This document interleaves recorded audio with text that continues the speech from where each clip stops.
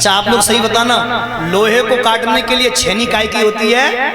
बोलो, लोहे की। सांप खा ले तो संकिया जहरी तो होता है। तो अर्जुन से कृष्ण बोले, अर्जुन तू भी ब्रह्मास्त्र चला दे, दोनों ब्रह्मास्त्र आएंगे, बीच में मैंने शांत कर दूंगा, और तू वापस करना जानता है और ये वापस करना नहीं जानता, इसका वहीं का वहीं टंगा रहेगा और तेरा वापस आ जाएगा। ब्रह्मास्त्र चलाया, अर्जुन ने अपना ब्रह्मास्त्र वापस कर लिया। अब अश्वत्थामा सजनों पकड़ में आ गया, रथ के पहिए से बांधकर और खींच के लेके चले अश्वत्थामा को अर्जुन। तो लोग कहते हैं ऊंच निवास नीच करतूती और देख न सके पराई विभूति। अरे ये दुष्ट ब्राह्मण होकर भी इसकी इतनी घृणित कार्य, इतना इसका, ले चलो इसको। और जब द्रौपदी के चरणों में डाला ना, द्रौपदी तो सजनों पहले से रो रही थी ना, अश्वत्थामा को देख करके और रोने लगी।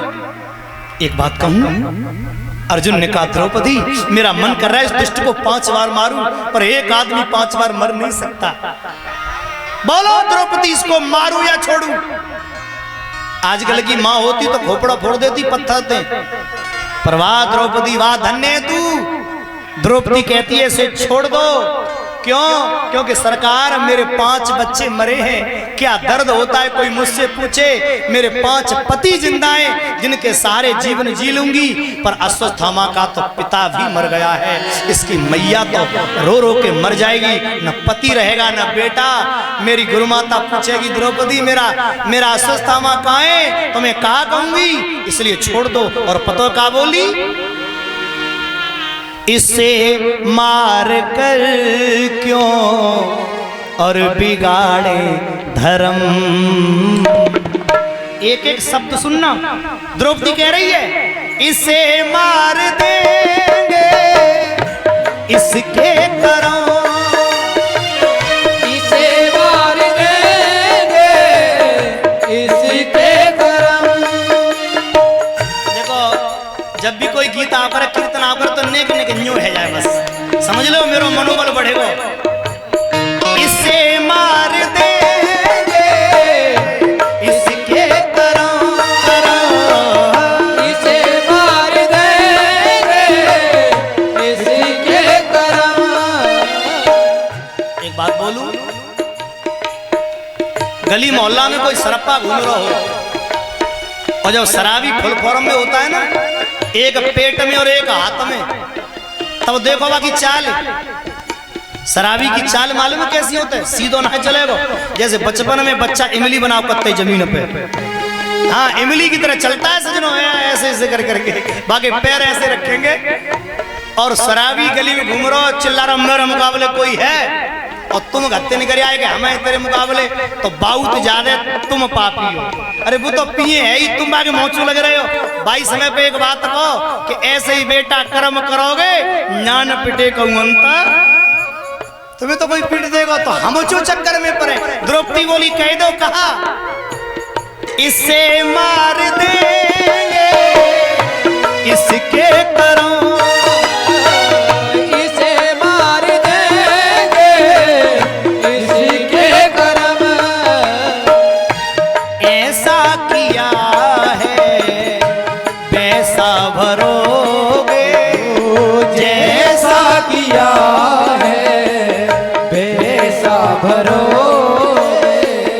पूछेगा मालिक तो फिर क्या कहोगे, पूछेगा मालिक तो फिर क्या कहोगे।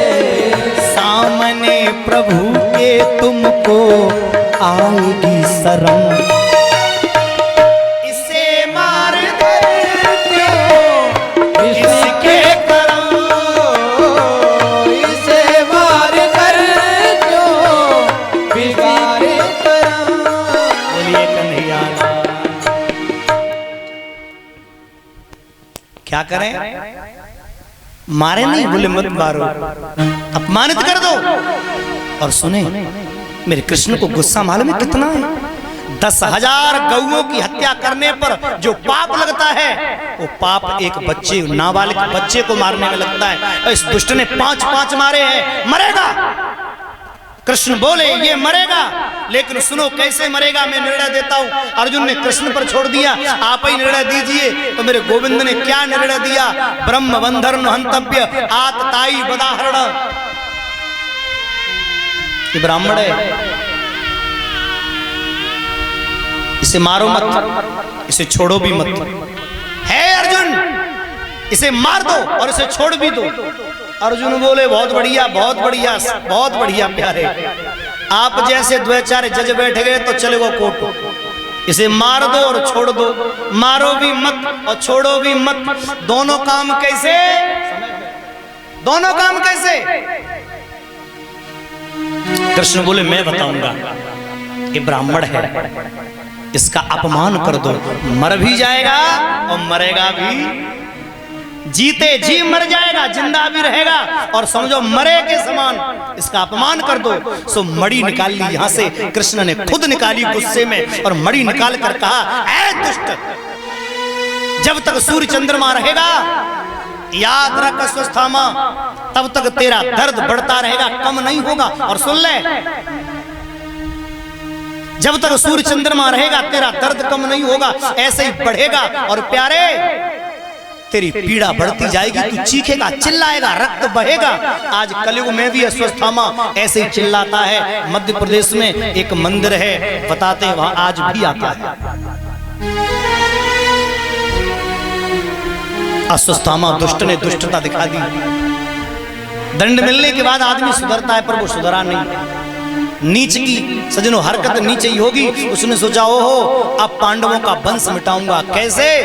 जब अभिमन्यु मरा था तो उसकी पत्नी उत्तरा रोने आई थी। उत्तरा के गर्भ, उस समय वो गर्भवती थी, और मुझे लगता है कि पांडवों का आखिरी चिराग उत्तरा के गर्भ में पल रहा है। क्यों ना उत्तरा का गर्भ जला दो। देखना कितनी दुष्टता, एक बालक 5 बच्चों को मारकर ये हालत हो गई। अब फिर वही गड़बड़ करने लगा। उसने उत्तरा के गर्भ पर प्रहार कर दिया, गर्भ जला, और जैसे ही गर्भ जला तो उत्तरा रोई गई। बहन भाइयों बड़े मन से सुनना, एक एक शब्द बड़े गौर से सुनना। उत्तरा जब रो रही थी ना, उस समय मेरे कृष्ण, उन्हें नहीं मालूम, सब कृष्ण को सब पता है, लेकिन बस नाटक है। अर्जुन, नकुल, भीम, सहदेव किसी को नहीं मालूम। अर्जुन मेरे कृष्ण को छोड़ने द्वारका जा रहे हैं। मेरे श्याम सुंदर ने जैसे ही पैर रखा, मेरे गोविंद ने रथ में जैसे ही पैर रखा, रथ की पैंजनी पर पैर रखा, बल्ली को हाथ में पकड़ा, और जैसे ही चढ़े तो एक आवाज आई कानों में, मामा जी बचैयो।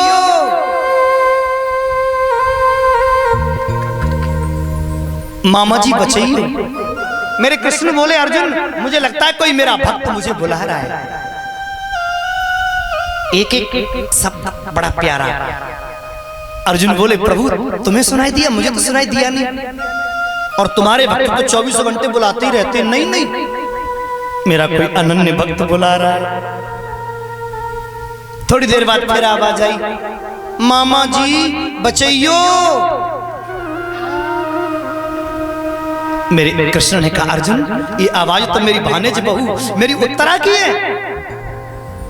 कृष्ण को सबसे ज्यादा प्रिय अभिमन्यु था, क्योंकि जब पांडव वनवास और अज्ञातवास काट रहे थे उस समय अभिमन्यु बहन भाइयों कृष्ण के यहाँ कृष्ण से विद्या सीख रहा था, धनुर्विद्या। अभिमन्यु के गुरु श्री कृष्णचंद्र हैं। मेरे कृष्ण रोए, अर्जुन मेरी भानेज बहू मुझे बुला रही है। और सजनों उत्तरा चिल्ला, कृष्ण और अर्जुन दौड़े, उत्तरा चिल्ला रही थी कन्हैया बचैयो, मामा बचैयो। बगल में एक सखी बैठी, उस सखी ने कहा बोले तेरा दिमाग तो ठीक है उत्तरा, किन्हें बुला रही है तू? बोले कृष्ण को। अरे बाबरी एक बात बता, अच्छा आपसे मैं निवेदन करके पूछूं, गौर तो सुनना, सही बताना। अगर किसी कोई नई बहू घर में आई हो और आए हुए 1-2 दिन भयो हो, काऊ जानते ना हो, और उस बहू के पेट में दर्द होने लगे या सर में दर्द होने लगे या बुखार आ जाए या कहीं पीड़ा होने लगे और पति घर पे है नहीं, तो सबसे पहले कौन से कहेगी?